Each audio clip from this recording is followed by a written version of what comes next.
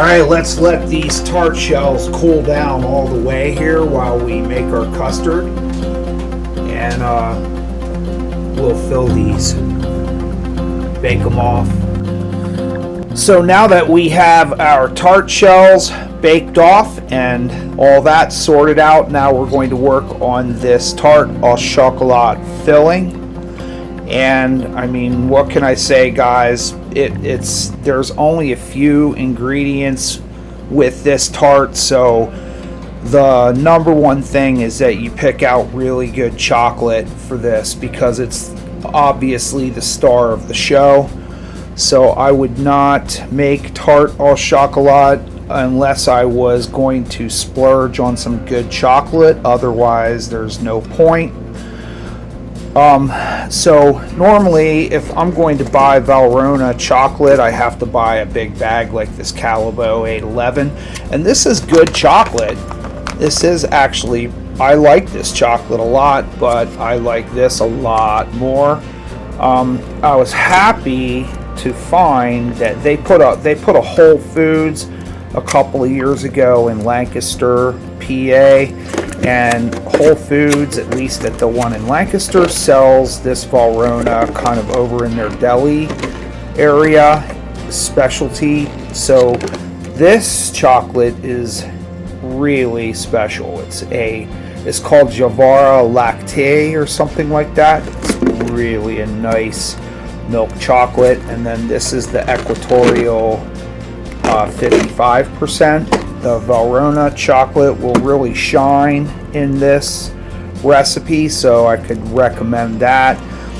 Also at the Whole Foods, I saw they carry some of Custard's nicer chips. These are tasty. So I'm gonna mix a little bit of that in there, a little bit of the 811, and pretty much all this delicious Valrhona chocolate. Other than that, we just have the whole milk and the organic heavy cream here.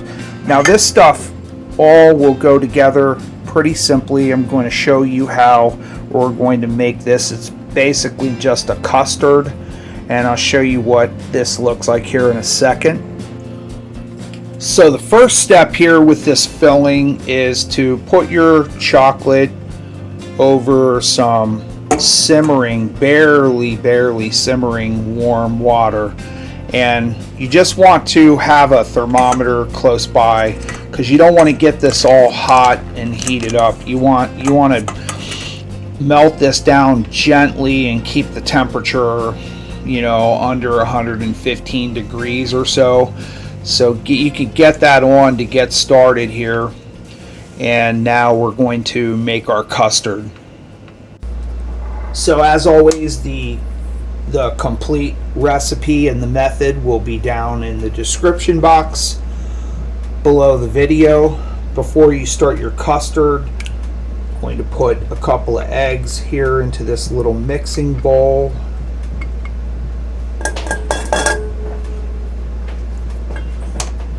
And going to whip a little bit of the organic whole milk into this.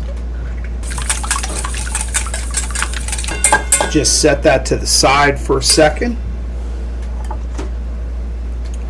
This is my heavy cream here. I'm going to add some whole milk into that heavy cream.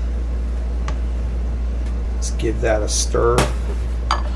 Now I'm going to put this vanilla bean paste in here.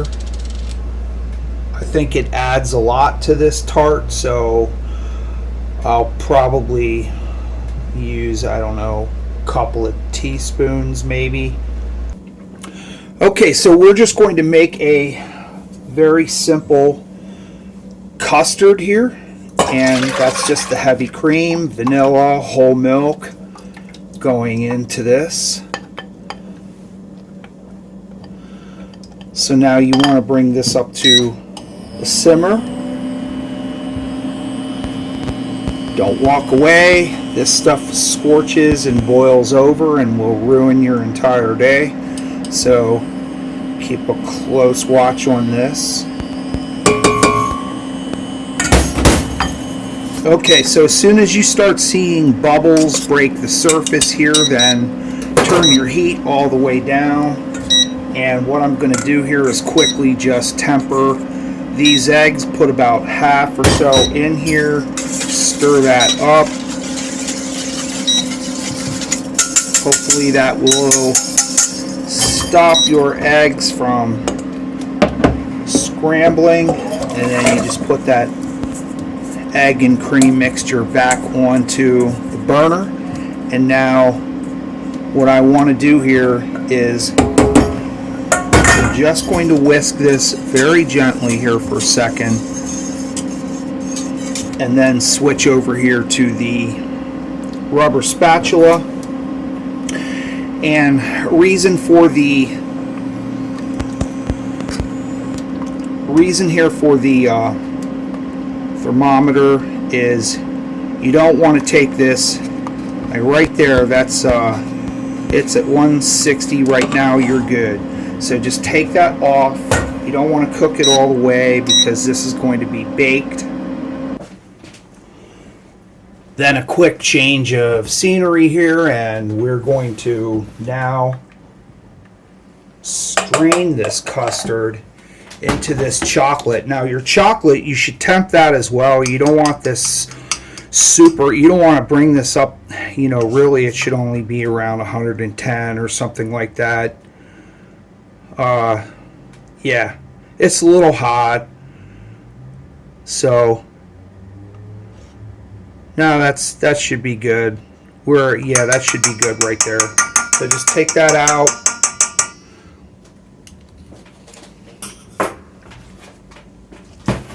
And now put a strainer here on that, and you're just going to strain this custard. It's just to make sure that if you got any egg or anything in there, you don't want that, any scrambled egg or anything like that.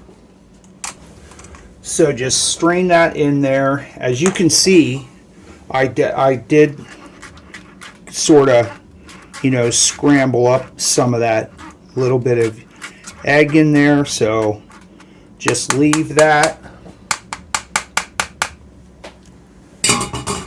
And now, once you have those two, the custard and the chocolate combined, just you can put your mixing bowl on a towel here, on a wet towel. That will hopefully keep your bowl from moving around on you. And just start stirring here in small circular motions. And we're going to try to bring this together first, just using the rubber spatula, and hopefully not having to whip a whole bunch of air into it. I don't know how I might need to whisk this briefly here. I think I'm going to just whisk this a little bit anyway. You can also put this in a blender and it'll come together really, really beautiful for you, but I don't feel like dirtying that up, so I'm just going to give this a quick whisk here as well. We're putting a glacé miroir, or however you say it. Sorry, French people. Anyway, I'm always butchering your language. I apologize for that. But I just wanted to make sure this is completely smooth. I might strain this again. So there you have it. It should come together very smooth and shiny, and pretty much tasting like a little piece of heaven right here in a bowl. So that's really all there is to that. So now we're going to pour this into our shells.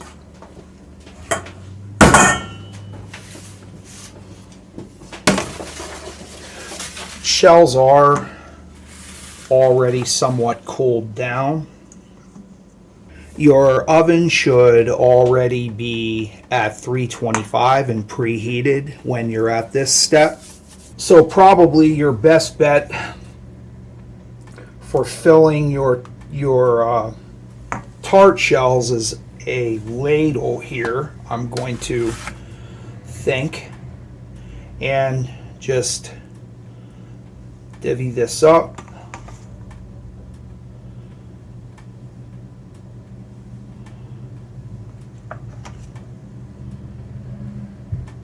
So the 9-inch here should take about half of my filling. There you go. You want that pretty full.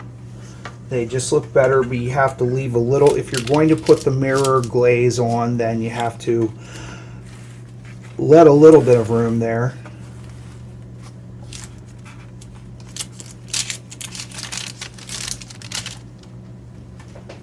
So you could put this straight into the oven. You could give it a little tap just to try to release as many of the little air bubbles in there as possible. So again, 325. These should only take about 10 minutes or so until it starts to set around the outside of the shell. We'll take a look at it in about 8 or 9 minutes here.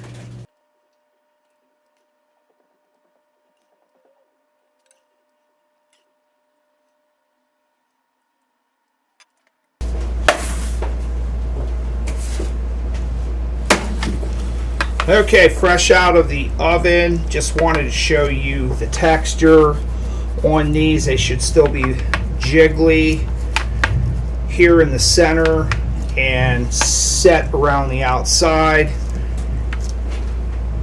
And I would say that this took, let me think here, the large tart au chocolat took closer to 20 minutes to get to this stage. I think that's about where you want to be. It's already starting to kind of crack here and there's bubbles, so I'm going to say that's definitely set. You don't want cracks in it. Fortunately, I am giving these tarts a glaçage glaze over the top, so it'll be nice and shiny. But you want to let these cool down completely before you glaze these if you're using the glaze. And the glaze is absolutely optional. You do not need to use a glaze on these. These are perfect the way they are. It's just with the glaçage de miroir, or however you say that, it's going to be a little more professional looking. I think it's pretty. So as far as times now on these, I want to say the 9-inch tart took about closer to 20 minutes before it got to this stage. And this will set up. Once it cools down completely, it'll be really nice inside. And the small tarts here took closer to 15-16 minutes, so that gives you some time.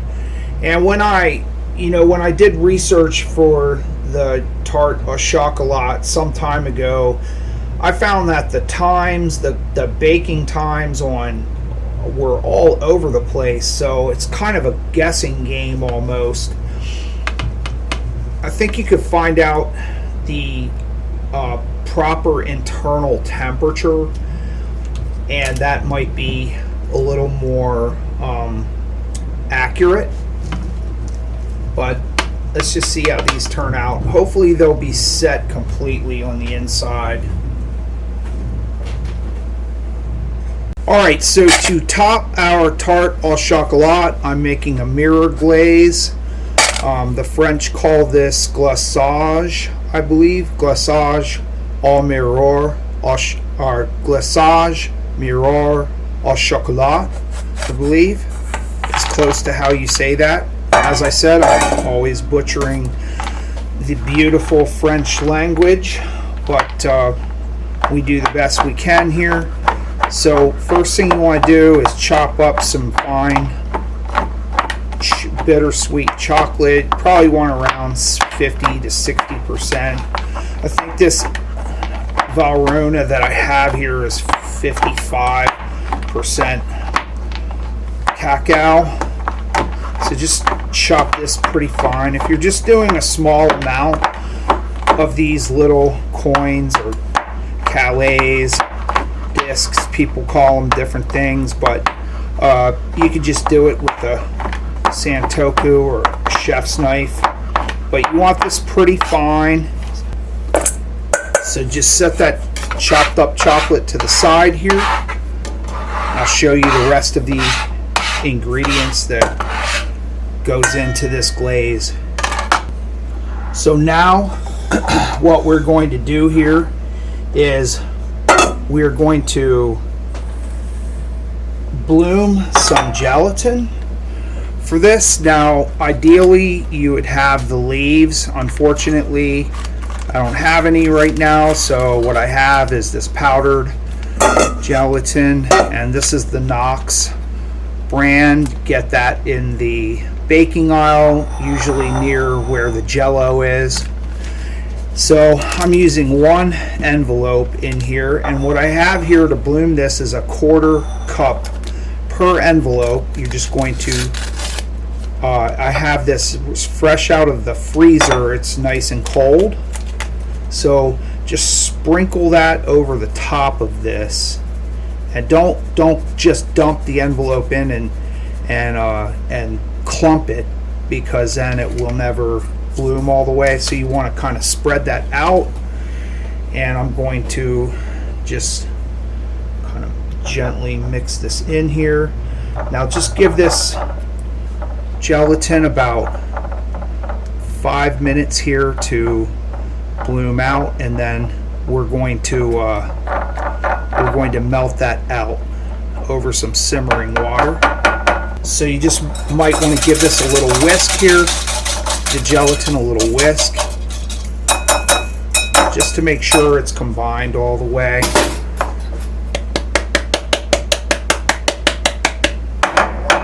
Then the next thing I'm going to do is add some filtered water into a sauce pot and some heavy cream in here. And now you want to whisk in your sugar, and I have some dark cocoa here. Try to get the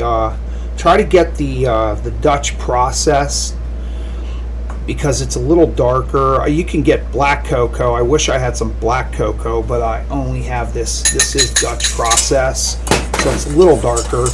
But you just want to whisk that and bring this to a simmer here. Now I definitely will strain this glaze when it's done, just to make sure we get all the lumps out.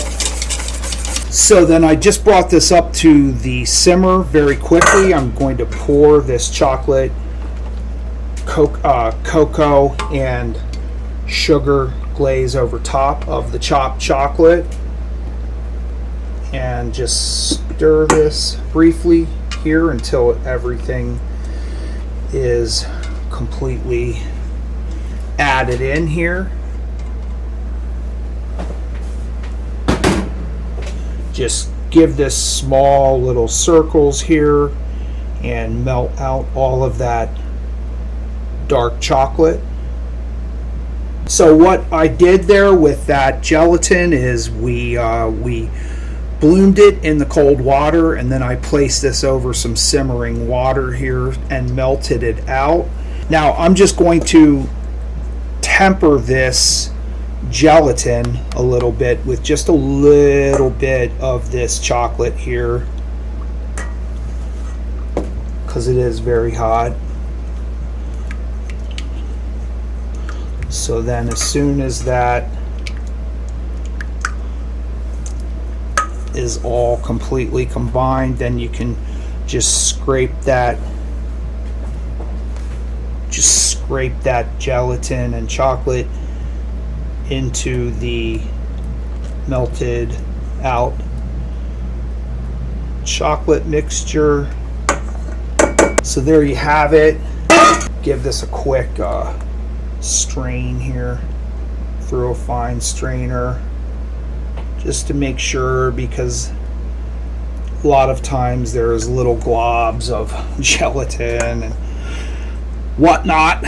You don't want that. You want this to be completely smooth.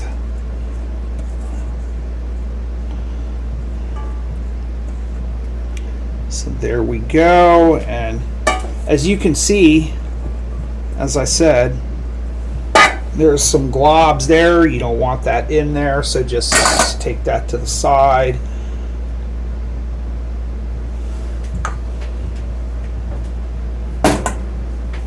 And now I'm just going to let this cool down a little bit and let it settle a little, and then I'm going to spoon this over our finished tart au chocolat. Should give it a nice glossy, shiny mirror finish, ideally. We'll check that out in a couple of minutes here. So I've let this mirror glaze just set up slightly. You have to work with this glaze while it's still warm, though, because it will start to get unworkable on you fairly quickly. So probably your best bet would be just gently go in there with a cook spoon of some kind, maybe a big soup spoon. You're not going to want to put a huge amount of this on here. It's just to glaze the top. That's all you're really trying for here. So for these little 6-inch, 5.5-inch tarts like this, I'm probably only putting on maybe 2 tablespoons. Then you can just pick up here and give it a little shimmy as such.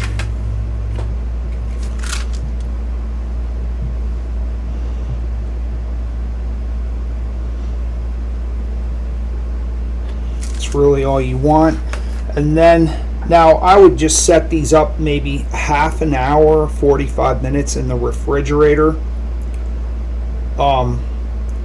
But then you're going to be way better off if you let them sit out after that. These should be served within a day, maybe 2. You could get maybe 2 days, as long as they're somehow wrapped nice and tight in a box. But really, these are going to taste so much better if you serve these at room temperature. So I'm going to set these up, and we'll go from there.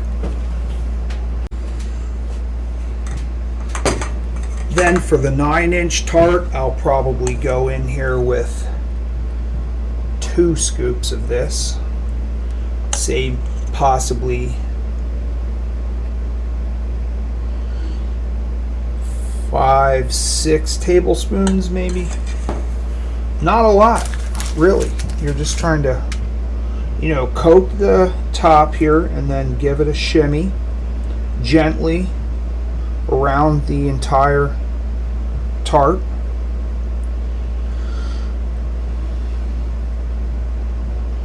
And now I'm just going to put this in the fridge, maybe half hour, 45 minutes, and we're going to embellish these with a little bit of gold leaf. I'll show you what the final product looks like in a little bit.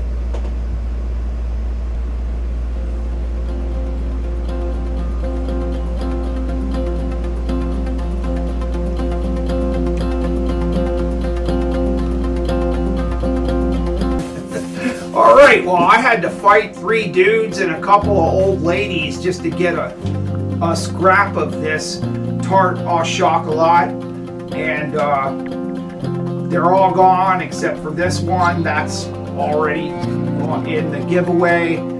And so now I do have 1 piece left of this tart au chocolat, and I have yet to actually sample this batch, so now I'm going to taste this and let you know what I think of it.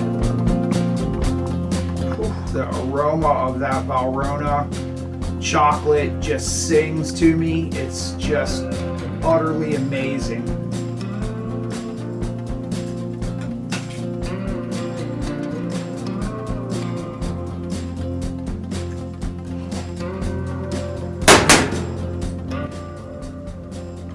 Oh, that's just ridiculous.